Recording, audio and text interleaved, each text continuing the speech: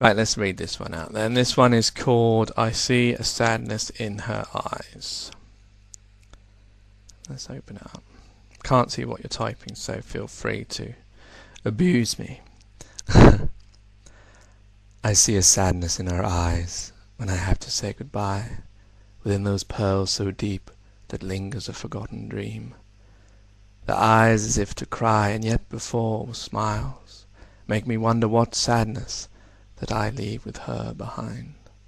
And yet I feel a soul I have learned today through her wit, mind, and beauteous smiles, as if I'm not really saying goodbye, for I think a part will be left behind. And that day when we did part, in silence did we go, and as I waved the goodbye, I thought you said hello. For sure I will never know what parted from your lips, as I said goodbye, and in that is a hurt that can never really be denied. And yet I know you'll have fun with someone else, and I will be just a distant memory, a secret that was between you and me. So which pain is greater, I ponder, or maybe equally we pain, till fade does the memory. But I wonder what that was about.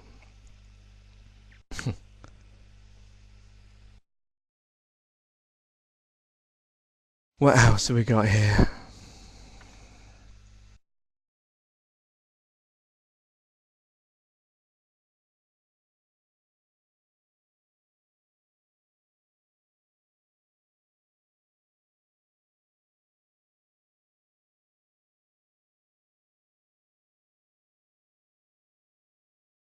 Alright, let's do this one.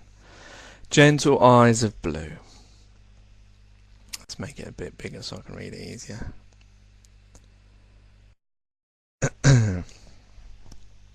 I took to the window one summer's morn, to find myself being watched upon. At first maybe I felt a slight intrusion. Who was looking in, and maybe more so why?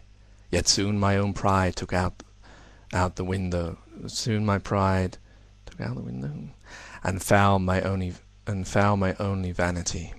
And I felt the feeling of admiration, for I was being watched upon every move, and even though I stood looking back, at first just by the corner of the blind, till I was full frontal, and there was no denying I could be seen, and still she stayed, and I could not see clearly her face. But I imagined, I suspect, filling in the gaps, her fine nose, her gentle eyes of blue, just like mine, birds of a feather, as I moved away, as if she my shadow, she moved away.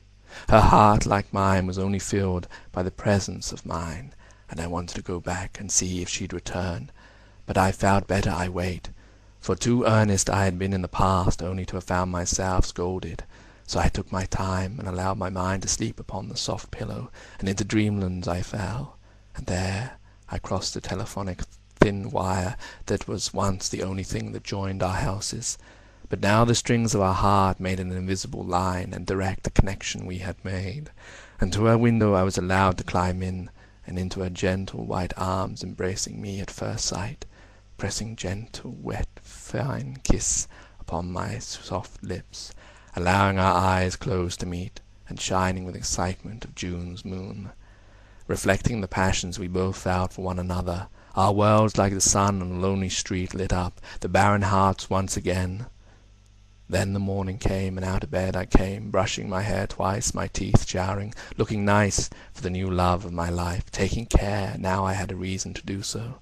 And to the window I went, and by amazement, there she was, already staring towards me, and with my heart in my mouth I waved to her, and she too followed suit.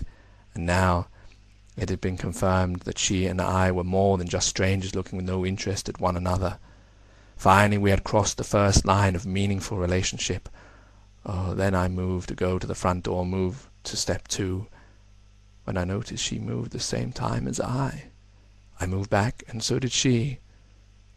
And then, with a great dawn of unhappiness, I was given a realization that could kill any man straight dead, there and then, for she was merely a reflection, not a she at all, but my very shadow.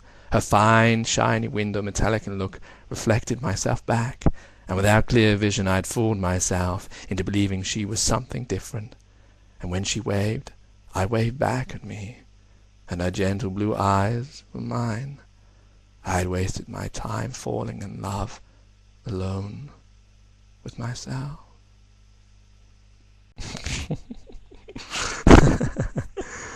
Ah, dear.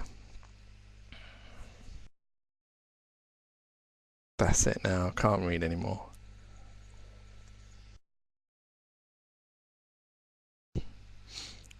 That was Gentle Eyes of Blue.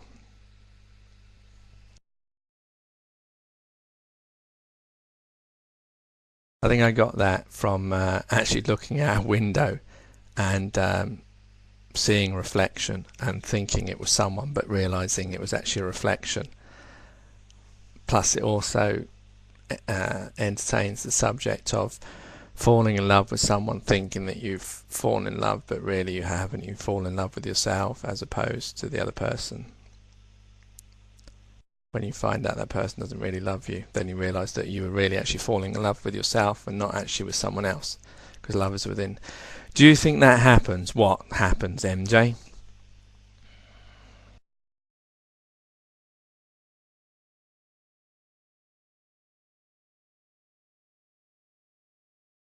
People falling in love with their own reflections.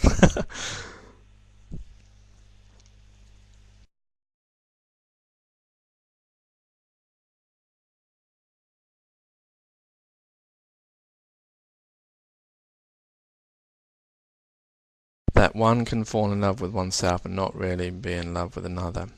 What I mean is, you fall in love with a person and you think that person's fallen in love with you, but then when you find out that maybe that person doesn't actually really love you, then you're actually really only loving yourself. You created what you believe was that person's love back, but it wasn't really there as such. I think, I've not put that very well, but that's what I sort of meant.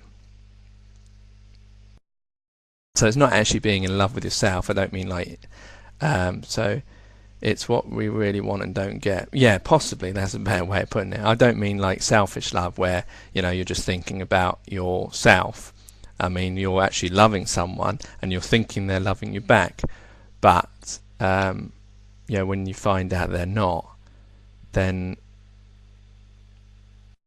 like if they fooled you, then you realise that they're not really, the love was actually only one person loving.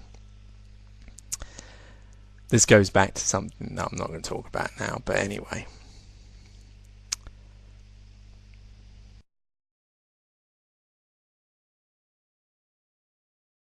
Please do talk about it.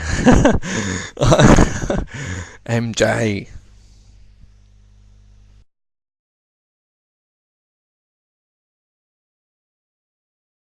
Let's just say I was fooled on a internet site where someone claimed to love me but didn't really. They were just scamming me, and I fell for them eventually and believed that their love was true, but this person was just fooling me for scam reasons, for money, etc.